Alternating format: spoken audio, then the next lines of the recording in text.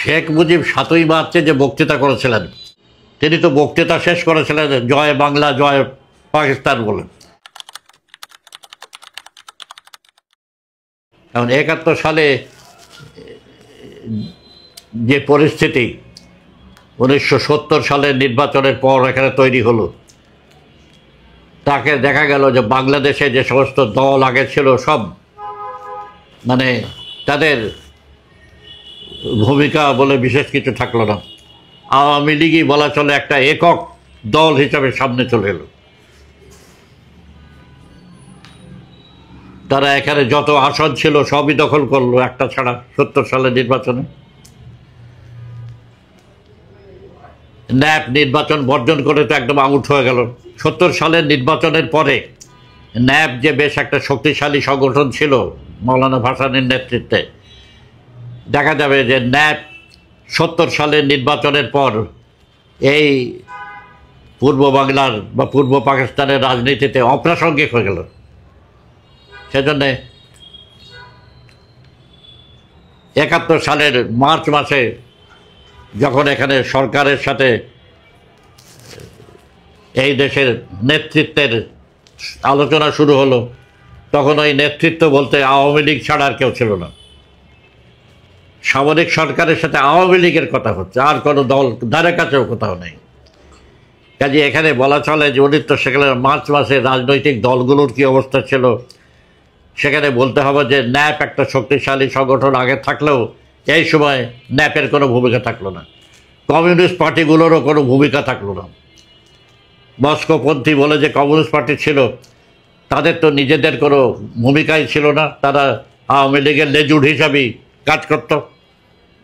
আওয়ামী লীগ যা বলতো তারা তাই করতো। এবং তারপরে ৭১ সালের মার্চ মাসের পরে তারা কলকাতায় চলে গেল, যে তাই করলো, আওয়ামী লীগের লেজ ধরে থাকলো এবং তাদের কোনো স্বাধীন ভূমিকা কিছুই থাকলো না।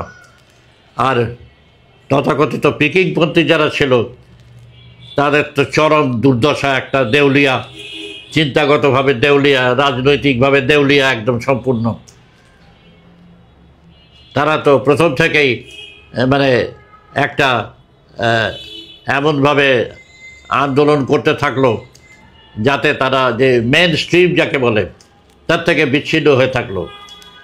এবং তারপরে যখন চীন দেখা গেল যে পাকিস্তানের পক্ষে কথা বলছে, এপ্রিল মাসের মাঝামাঝি চৌ এন লাই যে এটা বার্তা দিলেন আইয়ুবকে, ইয়াহিয়া খানকে, সেই ভার্বাল মেসেজে বললেন যে পাকিস্তানের জনগণের, পূর্ব পাকিস্তানের জনগণের সমৃদ্ধি নির্ভর করছে পাকিস্তানের অখণ্ডতার উপর। দ্বিতীয় কথা বললেন যে মুষ্টিমেয় লোক পাকিস্তানের বিরোধিতা করছে। দুটোই ছিল ফলস। এবং এরপর এখানকার চীনপন্থী যে পার্টি প্রথম দিকে ঠিক করেছিল যে সকলে মিলে প্রতিরোধ করবে, কিন্তু চীনের এই বক্তব্যের পরে তারা তো একবারে আওয়ামী লীগ থেকে বিচ্ছিন্ন হয়ে গেল। এবং তখন তারা যেমন একদিকে বলল ইয়াহিয়া খান একটা কুকুর, তেমনি আওয়ামী লীগও একটা কুকুর। এই যে মুক্তিযুদ্ধ হচ্ছে এটাকে দুই কুকুরের লড়াই বলল। এই দুই কুকুরের লড়াই বলার ফলে তারা জনগণ থেকে সম্পূর্ণ বিচ্ছিন্ন হয়ে গেল। এবং তারপরে দেখা গেল তাদের ভূমিকা একবারে শূন্য। কাজে ৭১ সালে যে রাজনৈতিক দলগুলোর যে ভূমিকা বলা হয়, এখানে আওয়ামী লীগ ছাড়া অন্য কোনো রাজনৈতিক দলেরই কোনো ভূমিকা ছিল না। শেখ মুজিব ৭ই মার্চে যে বক্তৃতা করেছিলেন, এই বক্তৃতা নিয়ে নানা কথা আছে। কেউ কেউ তো গদগদ হয়ে লিখেছে যে এরকম বক্তৃতা নাকি দুনিয়ার ইতিহাসে আর কেউ দেয়নি। আসলে এরা দুনিয়া সম্বন্ধেও কিছু জানে না, ইতিহাস সম্বন্ধেও কিছু জানে শুধু নিজের স্বার্থ। কাজে এই স্টুপিড কথাবার্তা এখানে চালু আছে যে ৭ই মার্চের বক্তৃতায় কী ছিল। ৭ই মার্চের বক্তৃতা শেখ মুজিব দিয়েছিলেন এমন একটা সময় যখন জনগণ একটা অভ্যুত্থানের পরিস্থিতিতে গেছে। এদেশে যেমন ৫২ সাল ৬৯ সালে অভ্যুত্থান হয়েছিল, তেমনি দেখা যাবে যে ৭১ সালের মার্চ মাসেও একটা অভ্যুত্থানের পরিস্থিতি দাঁড়িয়েছে। সেই অভ্যুত্থানের পরিস্থিতিতে যখন জনগণের, আওয়ামী লীগ আওয়াজ তোলার অনেক আগে জনগণ হচ্ছে স্বাধীন বাংলাদেশ স্বাধীন করো, জনগণই এই আওয়াজ তুলেছিল। তো সেই চাপের মুখে এবং সেইখানে আওয়ামী লীগের যে সংগঠন ছাত্রলীগ তো হাসিনার সময় একটা গুন্ডা বাহিনীতে পরিণত হয়েছিল, কিন্তু 71 সালে তো ছাত্রলীগের একটা ভূমিকা ছিল এবং আওয়ামী লীগ সংগঠন হচ্ছে ছাত্রলীগই আরও খুব জোরালোভাবে এখানে একটা বাংলাদেশকে স্বাধীন করার জন্য দাঁড়িয়েছিল। তারা চাপ সৃষ্টি করেছিল শেখ মুজিবের উপর। সেই অবস্থায় শেখ মুজিব 7ই মার্চের সেই উত্তেজনাপূর্ণ বক্তৃতা দিয়েছিলেন। এটা ঠিকই যে শেখ মুজিবের সেই বক্তৃতা উদ্দীপক ছিল, তিনি উত্তেজিতভাবে সেই যে পরিস্থিতি, সেই পরিস্থিতিতে শেখ মুজিবের যে বক্তৃতার একটা অনুকূল প্রভাব পড়েছিল, কিন্তু সেই বক্তৃতার সারমর্মুখী ছিল। বলা হয়ে থাকে যে তিনি নাকি ওই বক্তৃতায় বাংলাদেশের স্বাধীনতা ঘোষণা করেছিলেন। একদম মিথ্যা কথা। তিনি বলেছিলেন এবারের সংগ্রাম স্বাধীনতার সংগ্রাম, মুক্তির সংগ্রাম এবারের। এইটা তো একটা ফালতু কথা, কারণ সেই বক্তৃতার সময়তেই তিনি পাকিস্তানি সৈন্যবাহিনীকে উদ্দেশ্য করত, তোমরা আমার ভাই। এটা আমি বানিয়ে বলছি না, তার বক্তৃতাতেই আছে। তুমি যাদের বিরুদ্ধে লড়াই করবে বলছো স্বাধীন হয়ে, তো তোমরা আমার ভাই বলে তাকে আবার কে আলিঙ্গন করে? অবশ্যই। তারপরে তিনি জনগণকে আহ্বান জানালেন যে সব ঘরে ঘরে লাঠি সোটা নিয়ে তৈরি হয়ে যাও, ঘরে ঘরে দুর্গ গড়ে তোলো। হ্যাঁ, লড়াইয়ের সময় মানুষ কি ঘরে ঘরে দুর্গ তৈরি করে, না ঘর ছেড়ে বাইরে এসে লড়াই করে?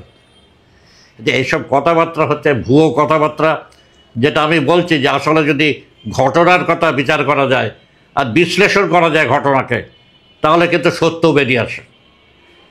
কাজে এখানে দেখা যাবে যে এটাই সত্য ছিল। তারপর যেটা তিনি তো বক্তৃতা শেষ করেছিলেন জয় বাংলা জয় পাকিস্তান বলে, যেটা আওয়ামী লীগের লোকরা সব অস্বীকার করে। এবং যেহেতু সেই সময় রেকর্ড করার সময় রেডিও তাদের হাতে ছিল, পরে তারা এটা পাকিস্তান জিন্দাবাদটা মুছে ফেলেছিল। যাই হোক, যারা শুনেছে সে সময় সব শুনেছে, যারা ছিল, এর কোনো রেকর্ড নাই। তখনকার দিনে তো টেপ রেকর্ডার ছিল না, ওই সময় কোনো টেপ রেকর্ডারের চল ছিল না। আচ্ছা, কিন্তু শেখ মুজিবের এই যে স্বাধীনতার কথা বলেছিলেন এবারের সংগ্রাম, সেটা যে কত বড় ভুয়ো ছিল এটা এরপরেই প্রমাণিত হলো। 7 তারিখে এই বক্তৃতায় তারা তো প্রশাসনের একটা দখল নিলেন, বেসামরিক প্রশাসন যেটা চলতে থাকলো সব রকম কাজকর্ম। 15 তারিখে এহিয়া এখানে আসার পরে আলোচনা আরম্ভ হলো। এখন এই যে আলোচনা হচ্ছিল, এই আলোচনাকে শেখ মুজিব এবং তার আওয়ামী লীগের লোকরা এহিয়া খানের সাথে বসে বাংলাদেশ স্বাধীন করার আন্দোলন করেছিল, নাকি পাকিস্তানের কাঠামোর মধ্যে ক্ষমতা ভাগাভাগি করে শেখ মুজিবকে প্রধানমন্ত্রী করার আলোচনা হচ্ছিল? কি পরিষ্কার কথা হচ্ছে যে এখানে তো কোনো স্বাধীনতার প্রশ্ন আলোচনা হয়নি। এখানে আলোচনা হয়েছিল পাকিস্তানকে রেখে, অখণ্ড রেখে আলোচনা। তাহলে সেই পরিস্থিতিতে শেখ মুজিবের ওই বক্তৃতার কী দাঁড়ালো? 7ই মার্চের বক্তৃতা ভুয়ো কথাবার্তা। কাজে 7ই মার্চের যে বক্তৃতা, এই বক্তৃতা যদি একটা মানে সুস্থভাবে চিন্তা করে, মতলববাজির মধ্যে না গিয়ে যদি চিন্তা করা যায়, তাহলে আসল বোঝা যাবে যে তার মধ্যে কতখানি আসল সার কথা ছিল। শেখ মুজিব খুব উত্তেজিত হয়ে সে সময় বক্তৃতা দিয়েছিলেন ঠিকই, কিন্তু সেই বক্তৃতা দেওয়ার সময়ও তিনি যথেষ্ট সাবধান ছিলেন। এবং সেই বক্তৃতার সময় যেটা বলেছিলেন তার মধ্যে থেকে যেটা বললাম, একদিকে এবারের সংগ্রাম, মুক্তির সংগ্রাম, স্বাধীনতা, আর একদিকে তোমরা আমাদের ভাই। যাদের বুদ্ধি আছে তাদের বোঝার অসুবিধা হয় না যে আসল অবস্থা কী ছিল।